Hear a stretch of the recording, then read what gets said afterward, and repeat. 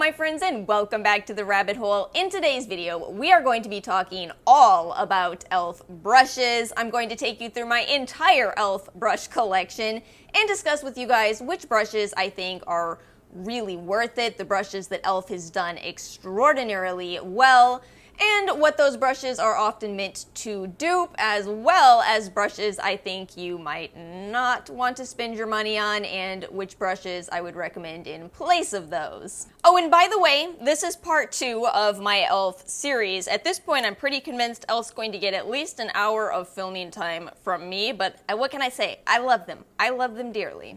We obviously have a lot to talk about in today's video, but I want to start with a quick overview of e.l.f. brushes as a whole, because I've been using them for about, I think, around 13 years, and I can give you a list of pros and cons. One really big pro with e.l.f.'s brushes is not only is this a cruelty-free brand, but these are all synthetic brushes. The idea of cruelty-free animal hair brushes exists, and even I'm a bit confused by it, I will say. Now, when it comes to e.l.f.'s brushes, originally, I believe it was the white-handled line, was actually made from animal hair, but one thing that e.l.f. does oh so well is they listen to customer feedback, and customers said, hey, we don't want this, and so they did, I believe in around the year 2016, change that line to fully synthetic. And I'd say e.l.f. has two lines. They have their black-handled collection, which I think a lot of people call the Pro collection, and then of course they have the white-handled collection, which is significantly cheaper. Don't think that always means is not as good in quality, because I actually have some favorites from the white-handled line. They've also come out with some limited edition collections, and what I find interesting is, in general, I found the limited edition is actually the exact same as the black-handled brushes. So I have the silver-handled collection, and that is the exact same as the black-handled collection. These are both the blush brush. I also have the Nebula Noir collection, and these are both the highlighter brush, which is pretty much great news because some companies MAC Cosmetics like to make their limited edition brushes not as good as their regular brushes, so I love that e.l.f. doesn't compromise there. But kind of a big potential con with e.l.f.'s brushes is that they aren't necessarily always that well made. The specific sweeping problem with e.l.f.'s brushes is that this is not always connected very well. So with my stipple brush here, hopefully you can see it's a little slanted. It seems it just got glued on a little funny, so you know. It's not the cutest thing in the world, but it still works. However, with the foundation brushes in particular, especially the buffing brush, I think that if you buff it a lot, if you use that brush a lot, don't be surprised if it breaks and you are either left in a situation where you have to throw out the brush or super glue it back together. But you know, realistically speaking, I feel like that's my biggest con with e.l.f. brushes, that and the fact that I don't love every last one that I've purchased, but big deal because that happens with high-end brands too. Let me guarantee you of that. Let's go ahead and get into today's video. I'm going to group these by categories and just share with you guys all my thoughts. Let's go ahead and start off with foundation brushes. So I have the e.l.f. Ultimate Blending Brush. I feel like this is probably the most common type of foundation brush. You just kind of buff it into your skin. The pro is it really does buff in smoothly so that your foundation will look like a part of your face rather than sitting on top. But the con is if you do have a more dry skin type, you're getting kind of a very light physical exfoliation, and it may end up being too much for dry skin, which is why a paddle brush, an old school paddle brush, is still my absolute favorite. This is the e.l.f. $2 foundation brush. These have fallen from popularity because of their con, and their con is that they can leave your face a little bit streaky. You just use kind of a gliding motion. But the pro is that you can build up the foundation where you may want it the most. And this is really helpful for me with dry skin and acne. I can really cover my acne by building up more foundation only in the regions where I need more foundation, and then not overdo it on, you know, my forehead, parts of my face where I don't have as much acne. And what I end up doing to work around that con is I follow with a sponge to blend out any lines that may have appeared.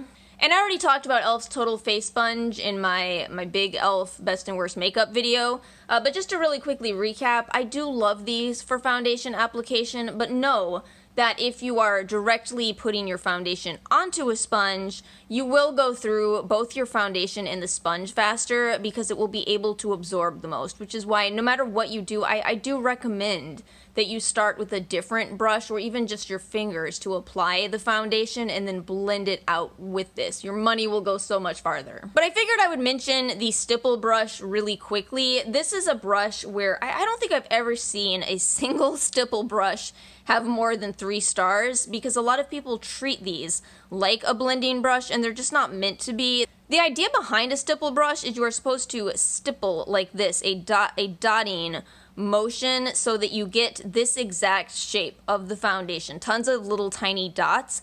You do enough of them and you end up getting an airbrushed look. And the pro with that is it works really nicely on dry skin. It works really nicely if you have large pores. You can conceal the pores by creating so many little dots that you no longer see any pores on the skin. But the con is it's very slow to correctly use a stipple brush, and if you're using it incorrectly, you will destroy the brush. They're just not meant to be buffed.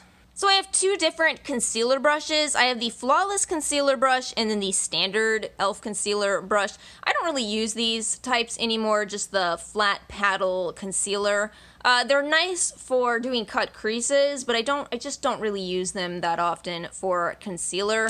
I prefer this style where you can actually buff it in. This is really great, especially if you only wear concealer. If you're not heavily into foundation, you can just, grab a little bit of your concealer, buff it in, go in with your powder, and you can just do a foundation-free day where you've concealed any spots that you may have. And then for my powder brushes, the Flawless Face Brush is really nice for applying loose powders. You can pick it up pretty easily, kind of buff it very lightly into your skin. And then the standard powder brush, the e.l.f. powder brush, this one is nice for pressed powders because you do have a completely flat tip on this. You can just dab it in to any pressed powders that you may have. You can also use this with a loose powder as well. There's really, not specific rules on brushes, but it's very nice to have one of these if you use pressed powder, as these just don't quite get into pressed powder in the same way.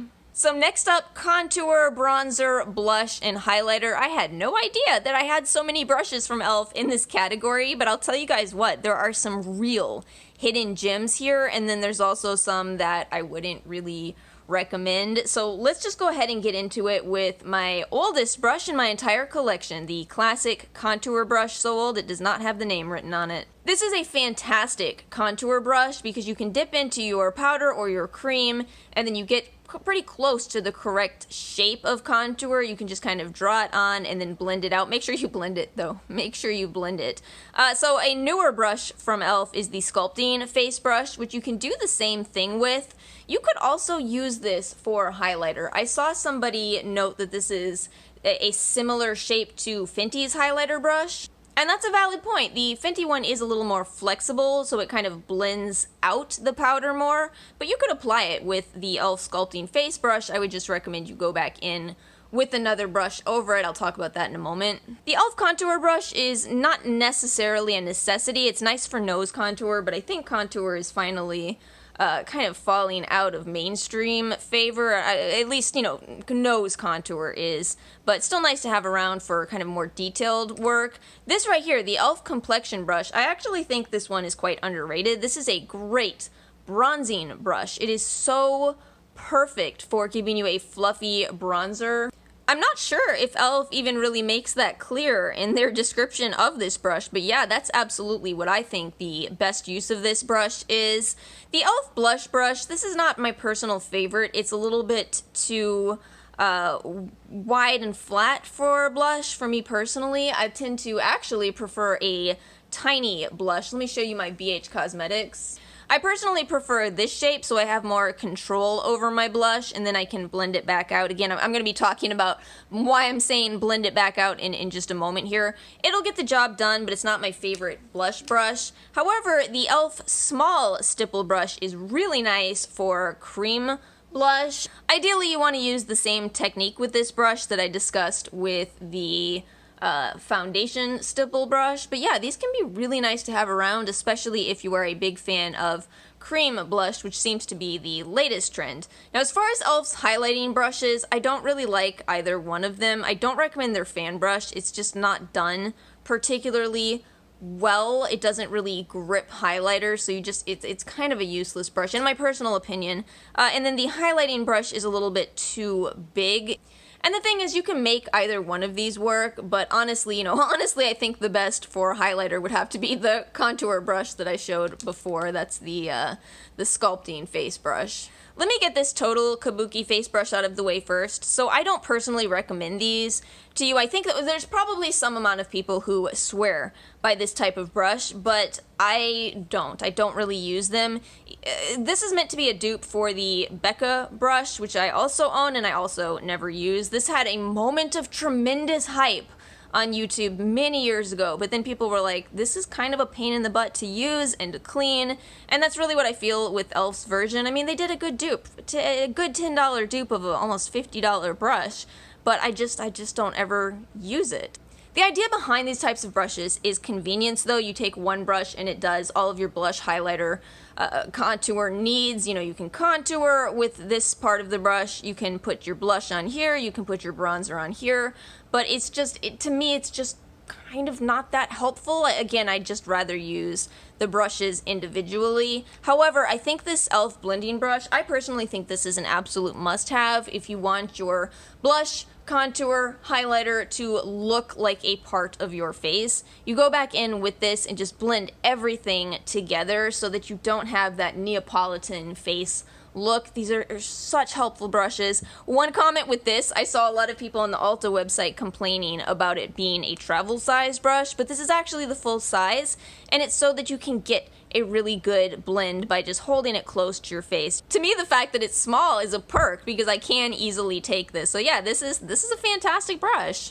Let's talk about eye brushes next. So I'm going to say, as a general statement, I think e.l.f. makes good eye brushes. One of these is actually basically a favorite eye brush in my entire collection, but as a whole, I do tend to recommend Real Techniques more just because they do have smaller brushes.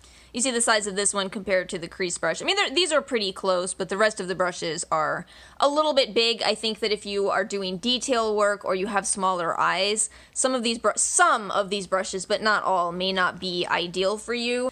So these two over here, this one is the crease brush, and then this one is the blending brush, and you see the size difference here. The crease brush is the smaller of the two. That one is the one that I would recommend to you over the blending brush. I don't think you necessarily need to have both. The benefit of having a slightly larger brush is that it can blend out your entire eye area, but if you're just putting your transition shade into the crease, I think the crease brush is best for that.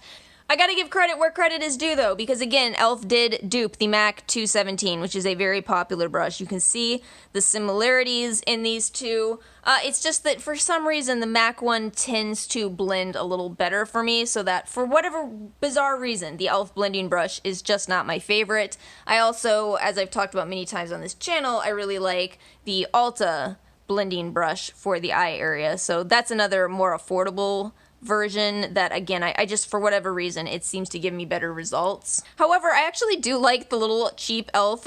blending eye brush. That's one of the $2 ones. I actually like that this one is a little more flat on the end because that gives you the ability to go in these circular motions all over your eye area and blend together any multiple shades that you may have in the crease. The Eyeshadow C brush is probably e.l.f.'s most popular brush, and I will give it credit where it's due. It's similar to my Sigma Eye Shading E55 brush, but for the record, so is the, again, affordable e.l.f. eyeshadow brush. I think the entire reason the white line didn't get the same amount of popularity as the black line is they are different, but that doesn't mean there's not some incredibly good brushes hidden within the white-handled line. And of course, these two brushes are nice for shading, as you can guess from the name of the Sigma brush. This one right here, the e.l.f. Defining Eye Brush, this is my favorite of all of my e.l.f. brushes, and this should not be surprising because I just explained that I like smaller brushes. It reminds me a lot of one of my absolute favorite Sigma brushes, which is the medium-angled shading E70, except I prefer it because it's smaller. So what you have here with this brush is you have this angle, which makes it really ideal for the outer V, but it's still slightly fluffy in the same way as the crease brush, and yet really small. So you're able to get into the outer V and really blend out incredibly easily. It is such a great brush. Again, I think I like it more than my Sigma brush. These two over here, this is the small precision brush and then the smudge eyeshadow. So I really wouldn't necessarily recommend you a little sponge brush. Nobody uses those anymore. The main reason people have, those have fallen from grace, if you will, is that they kind of fall apart. You know, it is easy to take a sponge and kind of get your inner corner of your eye, give a little bit of highlight to it, but they fall apart. They're very hard to wash and they just don't last forever. So a brush like this may be better for you. You've got this really, you know, intense precision here, so you can add highlight to the inner corner of your eye. But if I'm being completely honest with you guys, you know, this is just another category where I haven't found an absolute favorite from the drugstore. The well worn out Sigma, let's see, that's the E46 inner corner. I prefer that one because you get more flexibility than you get with this. There's just not a perfect dupe from e.l.f. in my personal opinion. And then the last category, miscellaneous brushes. So the e.l.f. defining lip brush or lip defining brush, it's nice to have those in your collection, but you know, honestly, if you use bullet lipsticks primarily, it's probably not an absolute must-have, but at the same time, using a lip brush to diffuse your lip liner and then your lipstick can really amp up your look. So again, it's something to keep around. And with this one being one of the $2 brushes, yeah, I would definitely recommend you have it in your collection if you don't already own another lip brush. The small smudge brush, I probably should have kept this in with the eye section because what I use these for is diffusing eyeliner under my eyes. Personally, when it comes to eyeshadow under the eyes, I still prefer something like the defining eye brush to blend it out. But this can be nice to have. That's not my absolute favorite. Again, Sigma wins again, sorry. So there's the Sigma E21 compared to the e.l.f. small smudge brush. And you can see, it's just a little more going into that Sigma brush. Again, you can make it work with the e.l.f. brush, but the Sigma one, I do personally prefer it. Then we have the e.l.f. eyeliner brush, and I'm just going to be honest that you probably don't need it in your collection. You know, if you're using a felt-tipped or a brush-tip eyeliner, there's just no reason to need to own those. You don't need to own those if you use gel eyeliner in a pot, and very few people do anymore. Some people use this type of a brush for concealer under the brow, and I'd say that's probably the best use for these. As somebody who, even when I do use a gel eyeliner, I like a much finer tip than these wide and flat brushes like you get here. So again, a brush I don't think everybody needs. As far as e.l.f.'s brow brushes, you have two options, the small angled brush or the eyebrow duo brush. I think most people own a brush like this, but the truth with these, first off, if you're using pencils, you don't necessarily need to buy this. This is really for pairing with a pomade like Anastasia's Dip Brow, but even then, I don't think e.l.f. did the best job on it. You can kind of see it's a little wonky. It's just not my favorite brow brush. There's e.l.f.'s compared to the Anastasia number 12, and you can just see the Anastasia holds its shape better. It's much more fine on the side there. Try to get in and show you guys that as closely as possible. The Anastasia one is just very, very fine. The e.l.f. one is okay. Again, this is a tragic category where I haven't found a drugstore dupe, but you can make do. You really can make do with this or with this. Some people use this type of brush as well for lip liner, so you can get a multi-use brush. But again, with the whole point of this video being me just telling you what I genuinely think is worth it and not as worth it from e.l.f.'s brushes, I don't love their eyebrow brushes. So that's all I have for today's video. Thank you guys so much for watching. If you enjoyed this video, make sure to like and subscribe, and also please feel free to leave a comment if you have any suggestions for brushes. I know there are a couple of times through this video where I'm just not sure of a good drugstore brush recommendation, so if you have one, please let us know. Thank you guys so much for watching, and I will see you all next time.